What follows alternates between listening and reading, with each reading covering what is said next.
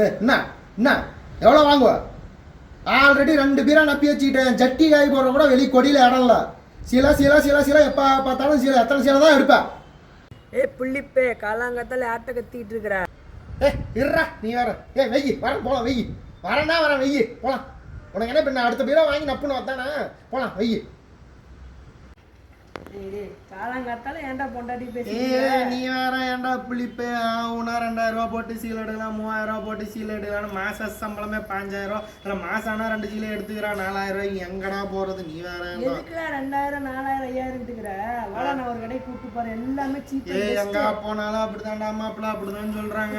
நான் கூப்பிட்டு போறேன் வா. எல்லாமே சீப் அண்ட் பெஸ்ட். ஒரு சீலைனாலும் வாங்கிக்கலாம். நம்ம ஹோல்சேல் கடை தான். அவங்களே டைரக்டா மேனுஃபேக்சரிங் பண்றதுனால நமக்கு கம்மி ரேட்ல தராங்க. எட்டுன்னு போனா அது 5000 ரூபாய் செலவச்சிரும். நீ பண்ணலாமா? அவ்வளவுதான்.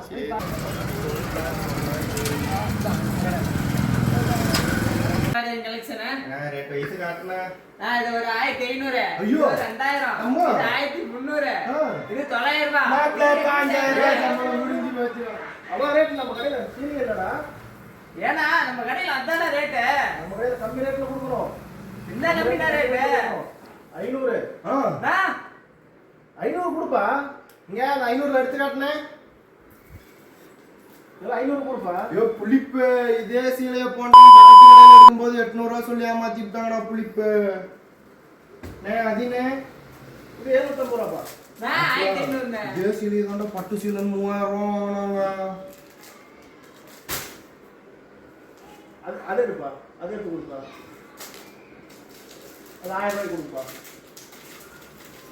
புளிப்ப 5000 ரூபா செலவானாலும் 5000 ரூபாய்க்கு 2 பண்டில் எடுத்துன்னு போய் என் பொண்டாட்டிகிட்ட கொடுத்து 3 பீரோ 4 பீரோ நப்புன்னு சொல்லி கூட வியாபாரமே பண்ண சொல்றேன். புளிப்ப என்ன புளிப்ப குறைஞ்சி போச்சு 800 ரூபாய்க்கு இந்த சீலை. கார் புளிப்ப 800 ரூபாய்க்கு என்ன புளிப்பு குறைஞ்சி போச்சு? இதே சீலை வெளியே 3000 4000 சொல்லி ஏமாத்துறாங்க புளிப்ப.